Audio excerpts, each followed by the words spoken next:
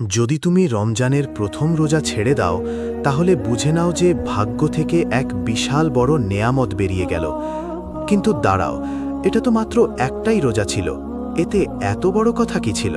রসূলুল্লাহ সাল্লাল্লাহু আলাইহি ওয়াসাল্লাম বলেছেন, যে ব্যক্তি ঈমান এবং সওয়াবের আশায় রমজানের রোজা রাখে তার পূর্ববর্তী সমস্ত গুনাহ মাফ করে দেওয়া হয়। এবার ভাবো, যদি প্রথম রোজাই ছেড়ে দাও তাহলে কত বড় রহমত নিজের হাত থেকে খোয়ালে।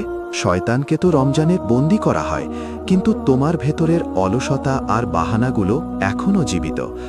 মনে রেখো, যে প্রথম রোজাটা হিম্মত দিয়ে রেখেছে তার কাছে পুরো রমজানটাই সহজ হয়ে যায়, আর যে শুরুতেই আলস্য করেছে তার জন্যে পরবর্তী রোজা আর ইবাদতও কঠিন হতে পারে।